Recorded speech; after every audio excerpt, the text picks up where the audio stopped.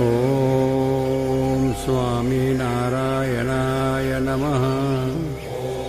સ્વામિનારાયણ સ્વામીએ વાત કરી જે મોટા હોય તેને બીજાને હિંમત દેવાને અર્થે એમ વાત કરવી જે એક દિવસ મુને પણ જીહવા ઇન્દ્રિય છેતર્યો ને એક દિવસ નેત્રે છેતર્યો તે રૂપને જોવાઈ ગયું તેમાં સર્વે ઇન્દ્રિયોનું કહેવું. સ્વામિનારાયણ સ્વામીએ વાત કરી જે મોટા હોય તેને બીજાને હિંમત દેવાને અર્થે એમ વાત કરવી જે એક દિવસ મુને પણ જીહવા ઇન્દ્રિય છેતર્યો ને એક દિવસ નેત્રે છેતર્યો તે રૂપને જોવાઈ ગયું તેમાં સર્વે ઇન્દ્રિયોનું કહેવું.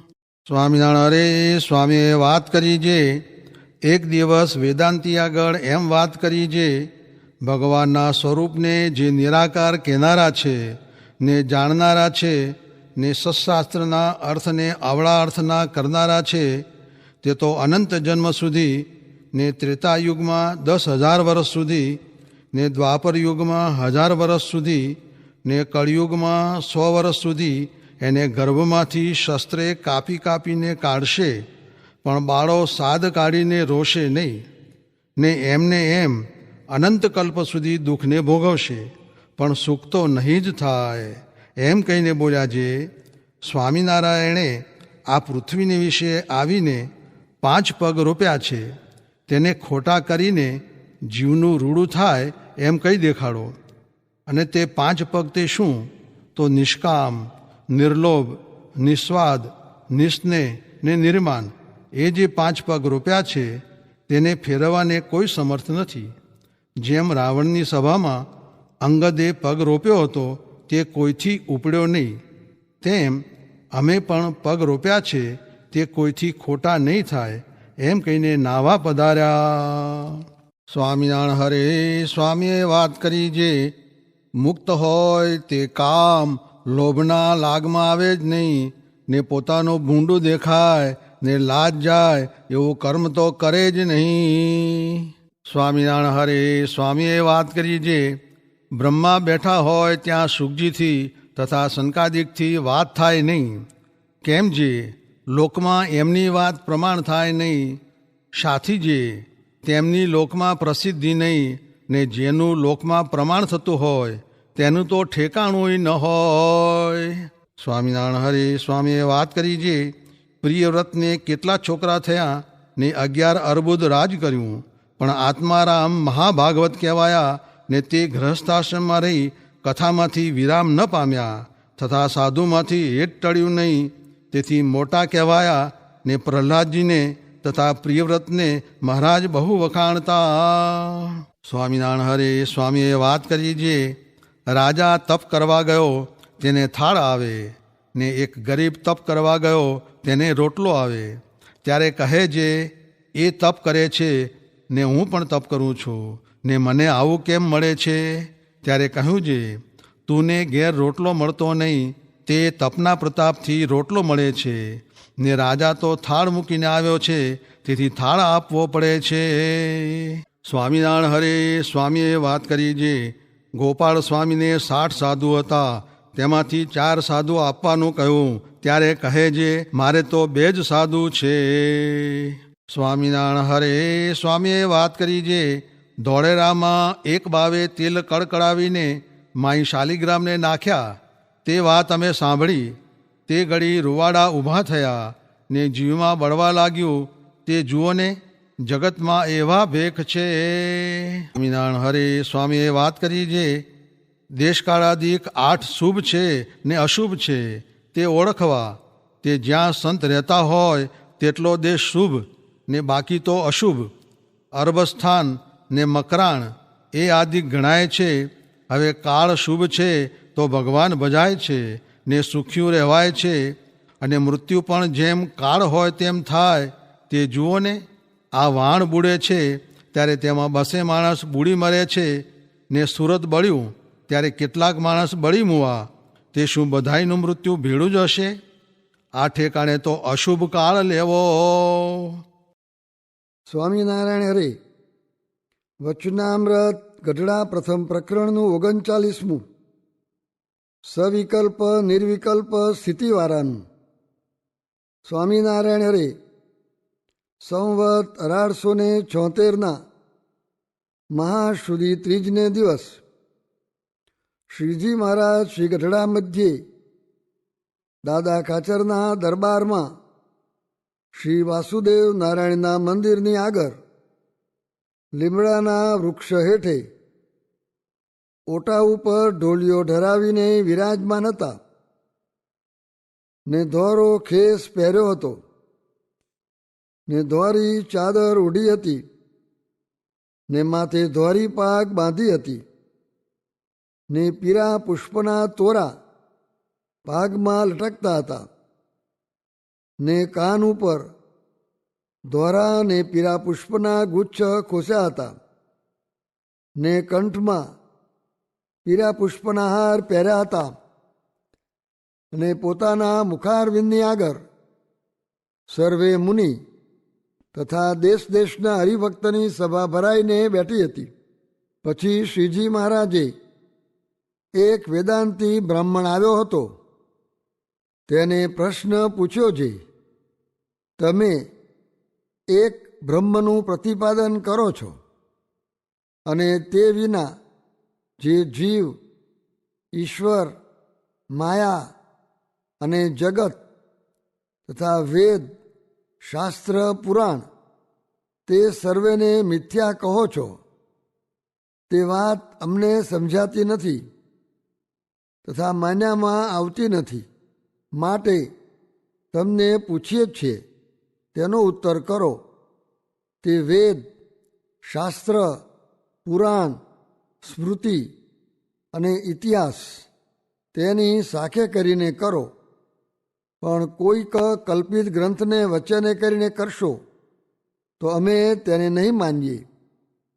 અને જો વ્યાસજીને વચને કરીને કરશો તો અમારા માન્યામાં આવશે. કેમ જે અમારે વ્યાસજીના વચનમાં દ્રઢ પ્રતીતિ છે.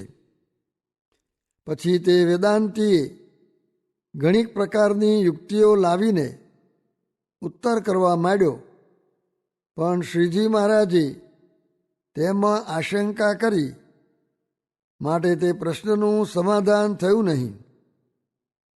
પછી શ્રીજી મહારાજ બોલ્યા છે, સાંભળો, એ પ્રશ્નનો ઉત્તર અમે કરીએ છીએ જે એ તો પરમેશ્વરને ભજીને થયા જે મુક્ત તેની સ્થિતિના બે ભેદ છે.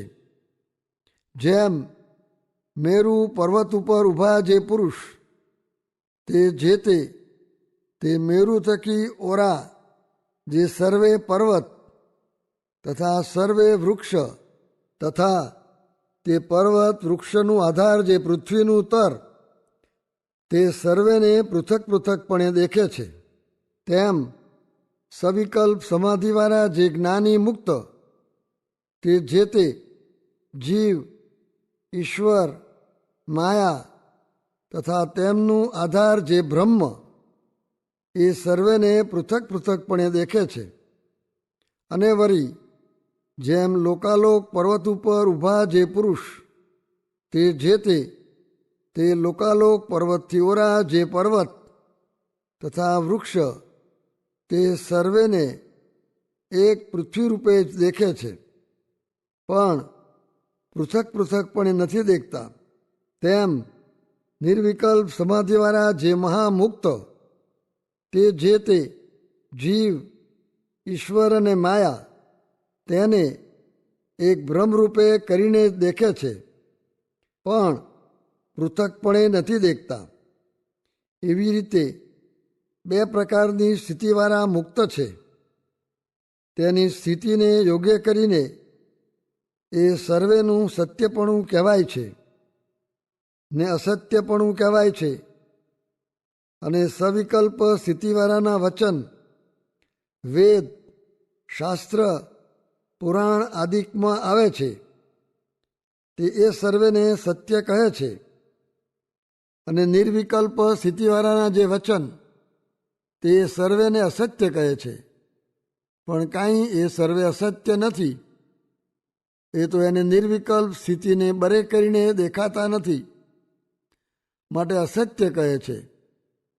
અને વળી જેમ સૂર્યના રથમાં જે બેઠા હોય તેને રાત નથી, પણ જે પૃથ્વી ઉપર રહ્યા છે તેને રાત્રિ દિવસ છે.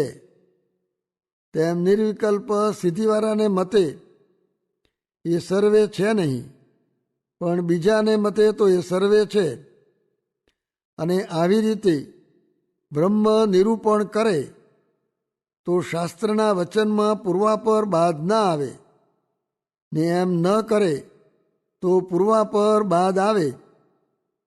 તે બાદને તો સમજતો ન હોય તથા એવી રીતની સ્થિતિને પણ ન પામ્યો હોય, અને કેવળ શાસ્ત્રમાંથી શીખીને વચન માત્રે કરીને એક બ્રહ્મપણાનું પ્રતિપાદન કરતો હોય, ને ગુરુ, શિષ્ય, જીવ, ઈશ્વર, માયા, જગત તથા વેદ, પુરાણ, શાસ્ત્ર એ સર્વેને કલ્પિત કહેતો હોય, તે તો મહામૂર્ખ છે ને અંતે નારકી થાય છે.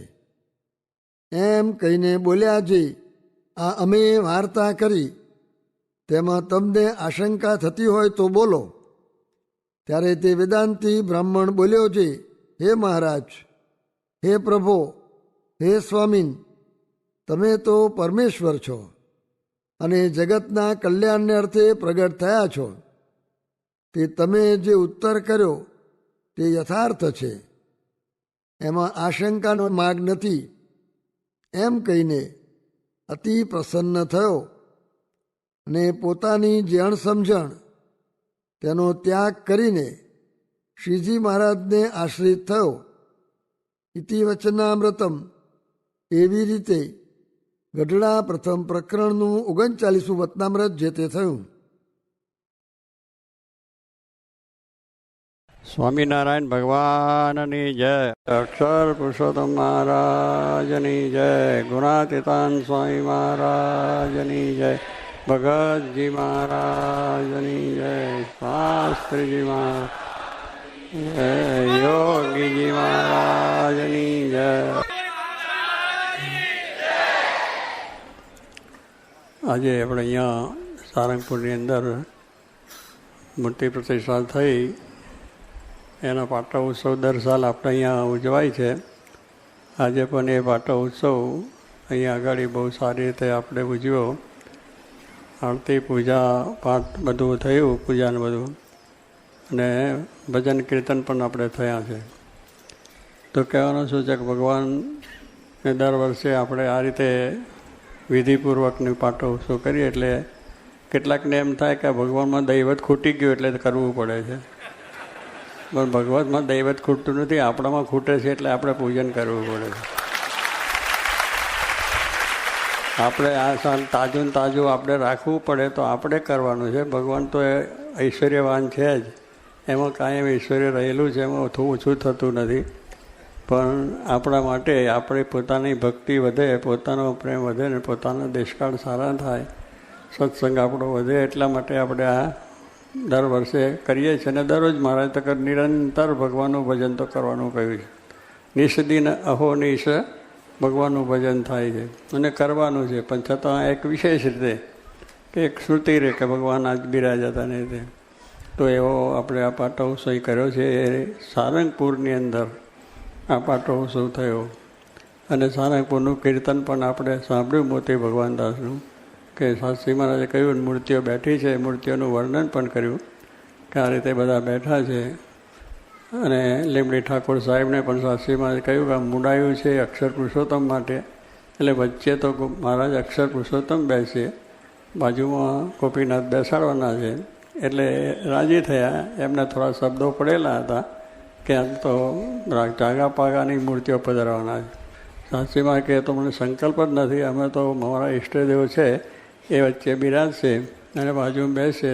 દરબાર પણ જરા થઈ ગયા બરાબર, કે હવે તમારી જેમ ઈચ્છા આમ કરજો. એટલે કહેવાનું શું છે કે આવી રીતે શ્રીજી મહારાજ નિષ્ઠા સમજણ એ શાસ્ત્રી મહારાજ પ્રવર્તવા માટે આ પૃથ્વીમાં આવ્યા હતા. તો એવી રીતના સંકલ્પથી અહીંયા મહારાજ સ્વામી બિરાજ્યા છે. સારંગપુર ગામ તો સ્વામી કે ખોબલા જેટલું કહેવાય, નાનું જ કહેવાય, બહુ મોટું નથી. અત્યારે આટલું છે પણ તે દર તો એથી નાનું હોય છે, કારણ તે દર વસ્તી ઓછી હશે, પણ છતાં શ્રીજી મહારાજ આ ગામમાં બિરાજી અને કહ્યું કંઈ ઉત્સવને સમયાન બધું કર્યું છે. અને એટલે જ આપણે કહ્યું કે સદૈવ સારંગ પુરસ્ય રમ્યે સુમંદિરે અક્ષરધામ તુલ્ય, કે સદૈવ સારંગપુરની અંદર મહારાજ બિરાજમાન છે. કેવું છે? અક્ષરધામ તુલ્ય. આમ જોઈએ તો પાઘડી પડી જાય, આમ જોઈએ ને તો પાઘડી પડી જાય એવું કર્યું છે. તે ઘડીએ માના પાનાની વાતો કરીએ છીએ, પૈસા ના મળે, ખાવાનું ના મળે, કશું ના મળે, મંદિર કર્યું.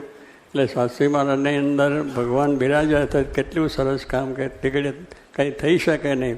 પણ એવા સમયમાં શાસ્ત્રી મહારાજે આવું મોટું મંદિર કર્યું. નકર તો માણસ હોય તો સાધારણ હોય તો કે ભાઈ નાનું છાપરું કરી નાખો, બધું પતી જશે. પણ સાચી કહે કે મહારાજનો વર છે, કંઈ મંદિર કરવું તો સર્વોપરી કરવું પોતાના ધામ સાથે. એવું મંદિર કર્યું છે કે આ સારંગપુરની અંદર. અને નિષ્કળાનંદ સ્વામી લખ્યું કે શોભાવંત સારંગપુર ગામ. ત્યાં સારંગપુર શોભાવંત છે. સાથે મહારાજ બિરાજ્યા, મુક્તો બિરાજ્યા, શાસ્ત્રી મહારાજ અહીંયા રહ્યા, યોગીજી મહારાજ રહ્યા, મુક્તો રહ્યા, ઉત્સવ થયા. એટલે આપણે શું કહ્યું? અક્ષરધામ તુલ્ય થઈ ગયું. સદૈવ સારંગપુરમાં રહ્યા અને આ રીતે થયું છે. તો કહેવાનું શું છે કે એમ આની શોભા શેને લઈને છે? આપણી શોભા ભગવાનને લઈને. આપણે જેને કે આપણી શોભા છે, બહુ પટ્ટિયા સારા પાડીએ, સાફા સારા બાંધીએ, સારી સાફ કરીએ, ટાઈપ ટૂપ કરીએ, એટલી શોભા નથી. શોભા તો ભગવાન અંદર છે એટલે છે. આમાંથી એક આત્મા ગયો, ટપ લઈને ગયો, પછી ઉપાડો અને ત્યાં મસાન ભેગા કરો અને લાકડા ખડકો ને એની પર મૂકો ને થોડું ઘી મૂકીને થોડું એટલે એવું છે. એટલે એની શોભા આ શરીરની આપણે બહુ શોભા માનીએ કે હો મારે બંગલામાં મોટા ગળ્યા, કશું એની શોભા નથી. શોભા ભગવાનને રાખ્યા એ શોભા છે. ભગવાન જ્યાં રહ્યા એ શોભા છે. એને લઈને તીર્થો શા માટે? કે જ્યાં ભગવાન બિરાજે અહીંયા તીર્થ. એટલે બધા જે તીર્થો છે ભગવાન બેઠા છે, એમ અહીંયા સાક્ષાત પૂર્ણ પુરુષોત્તમ બેઠા અને મુક્તો સાથે. એટલે મહાતીર્થ થઈ ગયું, અલૌકિક તીર્થ થઈ ગયું, દિવ્ય થઈ ગયું. એટલે એનો ભગવાનનો સંબંધ થાય એ થાય છે. અહીંયા મહારાજ એક વાંચનામત પણ સારંગપુરનું સમજાવે છે, તે આપણે વાંચીએ છીએ. સ્વામિનારાયણ હરે સંવત 1877 શ્રાવણ વધી જો અઢબ થઈ ગયો, એને પણ એમ થઈ ગયું આ બધું થયું. એટલે હવે ધીરે ને સાંભળો, લાઇટ આવશે જ. સ્વામિનારાયણ સંવત 1870 શ્રાવણ વધી એકાદશીના દિવસ રાત્રિના સમયે શ્રીજી મહારાજ સારંગપુર તે જીવા ખાચાના દરબારમાં ઉત્તરાદેશ રોડના નિવત્સરીએ ઢોલિયા ઉપર વિરાજમાન હતા. સર્વશ્રેષ્ઠ વસ્ત્ર ધારણ કર્યા હતા અને પોતાના મુખારણની આગળ મુનિ તથા દેશ દેશના હરિભક્તની સભા ભરાઈને બેઠી હતી. સભા ભરાઈને બેઠી આમઠામ દેશ દેશના બધા આવ્યા છે. મહારાજના વખતથી હતા અને અત્યારે બધા દેશ દેશથી પધાર્યા છે અને સંતો બધા. અને શ્રીજી મહારાજે પછી મહારાજ કહે છે, અને શ્રીજી મહારાજે શ્રીમદ ભાગવત પુરાણના પ્રથમ સ્કંદની કથા વંચાવીને આરંભ કરાયો હતો. ત્યારે તેમાં એમ વાર્તા આવી છે, જ્યાં મનોમય ચક્રની ધારા કુંઠિત થાય ત્યાં નૈમિક શાના ક્ષેત્ર જાણવું. શું કહે છે મહારાજ? આ સારંગપુરમાં બિરાજમાન છે અને સારંગપુરમાં બિરાજીની વાત કરે છે. શ્રીમદ ભાગવતની વાત વાંચતા હતા. પ્રથમ સ્કંદની અંદર આવી છે. શ્રીમદ ભાગવતના પ્રથમ સ્કંદની અંદર આ કથા આવી છે. કે શું આવી છે એ મહારાજ કહે છે કે જ્યાં મનોમય ચક્રની ધારા, આપણું મન છે ફરે છે, મન છે બેઠું નવરું જરૂરી રહેતું નથી. પેલું વાંદરું હોય ને, આમ જાય આમ જાય આમ જાય, કંઈ બેહી ના વાંદરાને તમે જો એનો સ્વભાવ ફરફર કર્યા કરે, એમ મન પણ એવું છે. કામનો અહીંયા વિચાર કરે, હમણાં પાછો ક્યાંનો કરે, વળી ત્યાંથી બીજો કરે. બરાબર, વિલાયત હોય જઈને પાછું આવે, વગર પ્લેન, વગર ટિકિટે, વગર પાસપોર્ટે જઈને આવીએ. આટલું બધું જબરદસ્ત છે. તો કહે છે મારે કે મન છે એને એવું છે. એટલે મનોમય ચક્રની ધારા જ્યાં કુંઠિત થાય ત્યાં નૈમિક શાના ક્ષેત્રો, એટલે મનોમય ચક્ર છે એને આરા હોય ને ધારા, એ જ્યાં કુંઠિત થઈ જાય ત્યાં નૈમિક શાના ક્ષેત્ર જાણવું. કે આપણી ઇન્દ્રિયોની ધારા છે, આપણા વિચારો છે, જગતના માયાના બધા કુંઠિત થઈ જાય એટલે બંધ થઈ જાય, ત્યાં નૈમિક શાના ક્ષેત્ર જાણવું. હવે ત્યાં આગળ વાત મહારાજ સ્વામી કરે છે કે એ કુંઠિત થવી જોઈએ. કારણ કે આ કુંઠિત ધારા ના થાય ત્યાં સુધી વિચારો ચાલ્યા જ કરે. 80 વર્ષનો થાય ને 100 વર્ષનો થાય તોય બધા વિચારો ચાલે છે. એટલે અહીંયા એ મહારાજ આપણને સમજાય કે આપણે ઇન્દ્રિયોની વૃત્તિ કુંઠિત ક્યાં થાય છે, કેવી રીતે થાય છે, એ વાત આમાં આવે છે. એટલે આપણે સમજવાનું છે. બધા નાયા છે એટલે બધા ભલા વેપાર ધંધો કરજો, ખેતીવાડી કરજો, બધું કરજો, વાંધો નથી, પણ ભગવાનમાં મન રાખજો, ભગવાનનું અનુસંધાન રાખજો. સંતનું શાસ્ત્રી મહારાજ જોગીમાનું અનુસંધાન રાખો કે નૈમિક શારીરિક ક્ષેત્ર એ સત્પુરુષ કહેવાય છે. તો એની અંદર આપણી વૃત્તિ અખંડ રહે, એમની આજ્ઞા પ્રમાણે આપણું જીવન થાય, એ પ્રમાણે આપણે વર્તીએ તો એ કહેવાનું છે કે આ પ્રમાણે છે તે નૈમિક શારીરિક ક્ષેત્ર ત્યાં જાણવું. એ વાર્તાને સાંભળીને મુક્તાન સ્વામીએ પૂછ્યું, હે મહારાજ, તે મનોમય ચક્ર તે શું અને એની ધારા તે શી સમજવી? મનને પછી શ્રીજી મહારાજ કહે છે, આ મુક્તાન સ્વામી પ્રશ્ન કર્યો હોય, કારણ કે આ તો આપણે સમજ્યા નહીં, પણ મુક્તાન સ્વામી સ્પષ્ટ કરે છે આપણને કે મનોમય ચક્ર તે શું કહેવાય અને એની ધારા શું સમજવી. તો અહીંયા મહારાજ સમજે, આપણે તો ચક્ર થાય છે ને ધારા છે એટલે સમજીએ કે આ ચક્ર છે ને એની ધારાઓ છે. તો અહીંયા સ્વામી સ્પષ્ટ કરે શું છે, મનોમય ચક્ર ને મનને જાણો. મનોમય ચક્ર છે એ મન છે, એ ચક્ર મેં કહ્યું ને ફર ફર ફર ફર કર્યા જ કરે, ઊંઘમય કર્યા કરે ને જાગતા. સ્વપ્નમાં કેટલા આવે છે, કંઈનું કંઈ આવે, ધડાધડ કરી આવે, ખેતી કરી આવે, વાડી કરી આવે, વેપાર કરી આવે, લગ્ન કરી આવે, કંઈક બધું ઘણું ઘણું કરી આવે, પણ ફરફર કર્યા જ કરે છે. સ્વપ્નમાં થાય છે, બધી થાય ત્રણેય અવસ્થામાં.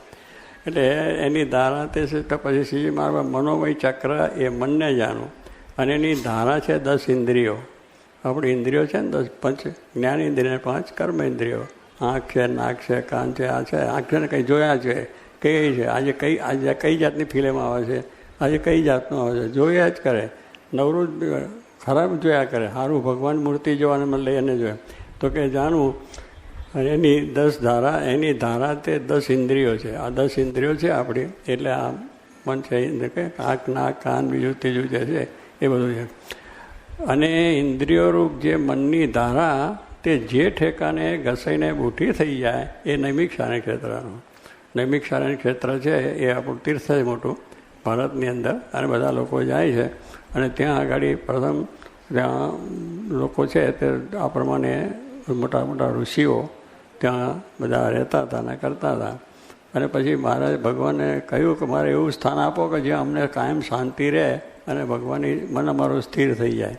એટલે નૈમિક શારીરિક ક્ષેત્ર ભગવાને બતાવ્યું, ત્યાં બધા ઋષિઓ રહેતા હતા અને અખંડ કથા વાર્તા થાય. એ બધાને આનંદ થતો એ છે. એટલે નૈમિક શારીરિક ક્ષેત્રનો મહિમા એવો છે કે ત્યાં જવાથી શાંતિ લોકોને થાય છે. અત્યારે તો કંઈ થતી નથી. ત્યાં સિનેમા, નાટકને બધું ઘણું ઘણું થઈ ગયું. હવે તો ત્યાં તીર્થોની અંદર દારૂ પણ મળે છે અને માછલાંય ખાય છે, બધું થાય છે. એટલે કેટલુંક ભરું થયું, પણ તે કંઈ બહુ શુદ્ધ હતું કે ત્યાં બે વિચાર નહીં, જગતની માયા નહીં, કોઈ નાયક નહીં, સિનેમા કશું જ નહીં. આવું આપણા સારંગપુર જેવું અહીંયા આવે આ લોકો શેઠિયાઓ બહારથી, તને બજાર કઈ જાય કશું જ મળે નહીં. સિનેમા, નાટક ને કંઈ નહીં, હોટલ મોટલ કશું નહીં, જે કહેવા હોટલ મોટલ કે ખાવું અહીંયા. એટલે કહેવાનું શું છે કે એ પેલું ત્યાં નહીં, એવું નૈમિક શારીરિક ક્ષેત્ર, ત્યાં નૈમિક શારીરિક ક્ષેત્ર મહારાજ બેઠા છે અને વાત કરે છે કે એવું છે તે બુઠ્ઠી ઘસીને આપણે થઈ જાય. અહીંયા જો બેસીએ તો થાય ને બજારમાં જઈએ તો બકડા થઈ જાય. એટલે જો આ છે અહીંયા બધા જે આવે છે ને એ કેટલા બધા બેઠા છે, દરરોજ આવે છે ને જાય છે, દરરોજ આવે ને જાય છે. પણ શું ઇન્દ્રિયો બુઠ્ઠી થઈને જાય છે, પાછા આવી જાય છે અને પાછું સાંભળે છે. તો જાણવું. એટલે મારે કહેવાય ત્યાં ઘસાઈ જાય છે તે નૈમિક શારીરિક ક્ષેત્ર જાણવા. નૈમિક શારીરિક ક્ષેત્ર શું? આ નૈમિક શારીરિક ક્ષેત્ર આપણે અત્યારે તો એ ઋષિઓ ત્યાં જવાયું આપણે કંઈ ઠેકાણું નથી, પણ અહીંયા કાયમ છે. જ્યાં સંતો આટલા બધા જો 88,000 ઋષિઓ બેઠા છે. આ બધા અહીંયા એ દરરોજ કથા ને વાર્તા ને કીર્તન ને ભજન ને બધું ચાલ્યા જ કરે, અભ્યાસ કરે છે અને બધું જ કરે. જોગી મહારાજે સ્થાપી દીધું, શાસ્ત્રી મહારાજે સ્થાન કરી દીધું કે અહીંયા નૈમિક શારીરિક કાયમ સંત સમાગમ થયા જ કરે. તો એ ઋષિઓ છે અને બધી વાત કરે ને આપણે સાંભળવાનું. તો કહેવાનું શું છે કે આ પ્રમાણે અહીંયા આપણે કથા વાર્તા કીર્તન ભજનનું થાય છે તો જાણવું. એટલે મારે કહીએ નૈમિક શારીરિક ક્ષેત્ર ત્યાં કરવું શું? જપ, ભગવાનના જપ કરવાના. અને અહીંયા એ માળા બીજું તો કરીએ. પછી તપ કરવાનું. પાછું અહીંયા બધું આપણે ઉપવાસ પણ થાય, કંઈ એ બધું થાય. એટલે એ પણ તપ છે. અહીંયા આવવું એ પણ તપ છે. ઘરથી અહીંયા આવવું ને એ પણ તપ જ છે. અહીંયા એમને સમજો કે આ તપ નથી થતું, આ તપ જ છે. અહીંયા આટલો કલાક બેઠા ને એ તપ થઈ ગયું. કારણ કે બીજું વિચાર નહીં, જગતનો માયાનો વિચાર નહીં, ભગવાનનો તપ થઈ. પછી વ્રત કરીએ. આ વ્રતો બધા કરે છે એ પણ છે. ચાલીને આવે છે, કેટલા ઉપવાસ કરે, કેટલા બીજું ત્રીજું કરે છે. બહુ વ્રત થઈ ગયું. ધ્યાન, અહીંયા ભગવાનનું ધ્યાન થાય, મૂર્તિના દર્શન થાય એટલે ધ્યાન પણ થાય છે. અને પૂજા કરીએ છીએ દરરોજ. અહીંયા પૂજા થાય છે. કોઈ ધોતિયાને કોઈ પૂજા, રસોઈને બસોઈને પારાયણને બધી પૂજા પણ થાય છે. અને આપણે પૂજા કરીએ. એ આદિક જે સુકૃત તેનો જે આરંભ કરે તે દિન દિન પ્રત્યે વૃદ્ધિ પામે. કેવું થાય? દિન દિન પ્રત્યે વૃદ્ધિ પામે. અહીંયા જે આ કરીએ, આપણે જે સેવા કરીએ છીએ, પૂજા કરીએ છીએ, રસોઈ આપીએ છીએ, આ બધું આ કરીએ, બધા અનેક પ્રકારના અહીંયા આગળ આપણે થાય, સહેજે સહેજે થઈ જાય છે. તો એ શું થાય કે એનો આરંભ જે કરે છે એ કેવું થાય? વૃદ્ધિને પામે. આ બજારમાં ફરીએ કંઈ વૃદ્ધિ ના પામે. એ તો ઉલટું ઉચાળા ભરવાનું થાય, કેટલા બધા સંકલ્પો થાય. પણ અહીંયા આવીને બેસતા આવું છે એમ છે તો મહારાજે જે આ લખ્યું તે કરીએ. પણ આ ખરેખર નૈમિક શાંતિ ક્ષેત્ર બની ગયું છે, આવું અક્ષરધામ જેવું બન્યું છે. તો એમાં દરરોજ આપણે આવીએ છીએ, દર્શન કરીએ છીએ, તો એનું શું થાય? વૃદ્ધિને પામે. આપણે એમ જઈએ કે ત્યાં આંટો મારીને એવું નથી, પણ અહીંયા આવ્યા છે તો એને વૃદ્ધિને પામે છે. તો તે ઠેકાને હવે નૈમિક શાંતિ ક્ષેત્ર ક્યાં જાણવું એ કહે છે. જે ઠેકાને ભગવાનના એકાંતિક સાધુ રહેતા હોય તે ઠેકાને જાણો. ક્યાં જાણવું? કે ચાલો અમદાવાદ જઈએ, દિલ્હી જઈએ, મુંબઈ જઈએ ને બધા ત્યાં અમેરિકા, લંડન જે નૈમિક શાંતિ બતાવ્યું. નૈમિક શાંતિ કહો જ્યાં એવા એકાંતિક, જો અહીંયા શાસ્ત્રી મહારાજે મંદિર કર્યું, મહારાજ બિરાજ્યા, અને એવું સુંદર મંદિર કર્યું છે કે અહીંયા આવતા શાંતિ થઈ જાય. એવા સંત પણ અહીંયા રહ્યા, અને આજે આટલા બધા સંતો તમારા અહીંયા છે. એટલે શ્રીજી મહારાજ અહીંયા બિરાજ્યા છે, એમના ભક્તિ બેઠા છે. શાસ્ત્રી મહારાજ સાક્ષાત બિરાજ્યા છે સ્મૃતિ મંદિરમાં. એટલે આપણો એકાંતિક ધર્મ ત્યાં છે. સંજોગી મહારાજ પણ અહીં રહ્યા છે. તો એવા એકાંતિક સાધુ જ્યાં છે તે ઠેકાને આ નૈમિક શાંતિ જરૂર. બધી યાત્રા કરવાની જરૂર નથી, આ નૈમિક શાંતિ જવાની જરૂર નથી. અહીં આવી જવું ને બધું આ સાધુના સમાગમ કરો. અને જ્યારે મનોમય ચક્રની ઇન્દ્રિયરૂપ ધારા તે બુટી થઈ જાય ત્યારે શબ્દ, સ્પર્શ, રૂપ, રસ ને ગંધ એ પંચ વિષયને વિશે ક્યાંય પ્રીતિ રહે નહીં. જો પણ આ પ્રમાણે છે, અહીંયા સત્પુરુષના સમાગમમાં આવીએ ત્યારે બધું થાય. બાકી ગમે એનો ફરીએ તો કંઈ થાય નહીં. ત્યાં તો ચક્રાઓ થાય, ત્યાં વિષયની બધી, એટલે બધી રસની ધારાઓ છે એ કુંઠી થઈ જાય. અને પંચ વિષયને વિશે ક્યાંય પ્રીતિ રહે. અને જ્યારે કોઈ રૂપવાન સ્ત્રી દેખાય અથવા વસ્ત્ર અલંકારાદિક અતિ સુંદર પદાર્થ દેખાય ત્યારે મૂળગો તેના મનમાં અતિશય અભાવ આવે, પણ તે ઇન્દ્રિયોની વૃત્તિને જોઈને ચોંટે નહીં. આ જો થઈ ગયું હોય બરાબર મૂર્તિની અંદરનો, તો મૂર્તિ સિવાય બીજું કંઈ એટલે ક્યાંય ચોંટે નહીં ભગવાન. એટલે આ આવવાનું, આ સમાગમ કરવાનું કારણ છે કે જ્યારે સત્પુરુષ હોય એના સમાગમો જે ત્યારે થાય છે એવું સ્થાન મહારાજે અહીંયા આપણને આપ્યું છે. અને એ સ્થાનમાં આપણે આજે બેઠા જેમ અતિ તીખી વનિયાળું બાણ હોય તે જે પદાર્થમાં ચોંટાડે તે પદાર્થ વિધિને માં પ્રવેશે. બાણ હોય ને આમ નાખે તો હરું ચાલ્યું જાય, વિધિ નાખે શરીરને, એવું મોટું હોય. અને પાછું કાઢ્યું પણ નિસરે નહીં. એમ આપણા જે ઇન્દ્રિયોની વૃત્તિ જો હરી ઉતરી ગઈ હોય, આર પાર ઉતરી ગઈ, રૂપ જોયું હોય અને અંગે અંગનું બધું વર્ણન થઈ ગયું પહેરી ગયું હોય તો કાઢવું કઠણ પડે. કારણ કે બધું એવું છે, ખાવા પીવાના બધા પદાર્થો જોઈએ લલચાઈ જાય ખાઈ લે છે. એટલે કે એના પ્રવેશ થાય એ કાઢવું નિર્ણય નહીં. અને બાનમાંથી ફળ કાઢી લીધું હોય, હવે એમાંથી આગળનું બધું આવે છે એને કાઢી લે, પછી ઠોથું માગીને પાછું પડે. ઠોથું નાખો પાછું મોડું ના જાય. એમ આ જ્યારે ભગવાનને સત્પુરુષનો સમાગમ કરીએ ત્યારે પેલું નીકળી જાય, એટલે થોતું એટલે એને કંઈ જાય નહીં, એને કંઈ તો રહે. તેમ ભીતમાં ઘા કરે તો ત્યાંથી ઉતરીને પાછું પડે. એમ ફળ સૌનું ભીતને વિશે ચોંટી, ફળ હોય તો ચોંટી જાય, તેમ ચોંટે નહીં. ભીતને વિશે ચોંટી જાય છે તેમ ચોંટે નહીં. તેમ જ્યારે મનોમય ચક્રની ધારા ઇન્દ્રિયો તે બુઠ્ઠીઓ થઈ જાય ત્યારે ગમે તેવો શ્રેષ્ઠ વિષય હોય તો પણ ઇન્દ્રિયોની વૃત્તિ કાંઈ ચોંટે નહીં. એટલે આપણે તો બહુ ભાગશાળી છે, કાયમ ઇન્દ્રિયો ભગવાનમાં ચોંટે કંઈ જાતનો વાંધો ના આવે એવું બધું છે. એટલે આપણે સુખ્યા છે, કાયમ આપણે નૈમિક શાંતિ ક્ષેત્રમાં જ બેઠા છે. એ રૂપિયા જોવાનું નહીં, ઢંગાઈ જોવાનું, સિનેમા નહીં, નાટક નહીં, હોટલ નહીં, સિનેમા કશું જ નહીં. બજારમાં જાઓ ત્યાં લુખે લુખું લાગે. એટલે અહીંયા ભગવાનનું દર્શન થાય છે, થાય એવા સ્થાનમાં બેઠા છે તો થાય છતાં માટે સ્વામી કહે ગમે તેવો શ્રેષ્ઠ વિષય હોય પંજોની વૃત્તિ ચોંટે નહીં અને થોથાની પેટે વૃત્તિ પાછી થાય. એમ જાણીએ જે મનોમય ચક્રની ધારા કુંઠિત થઈ ગઈ છે. એવું સંતના સમાગમરૂપી નૈમિક શાંતિના ક્ષેત્ર જ્યાં હોય, જ્યાં દેખાય ત્યાં કલ્યાણ. ક્યાં હીશું કલ્યાણ ત્યાં છું, પછી બધા ફરીએ આખે મહાત્મા પુરુષો બધા બહુ. પણ આપણી ઇન્દ્રિયો જ્યાં પાછી વળે કે જ્યાંથી આપણી જગતમાંથી વૃત્તિ ખાય છે અને ભગવાનો ચોંટી જાય એ નૈમિક શાંતિ ક્ષેત્ર છે.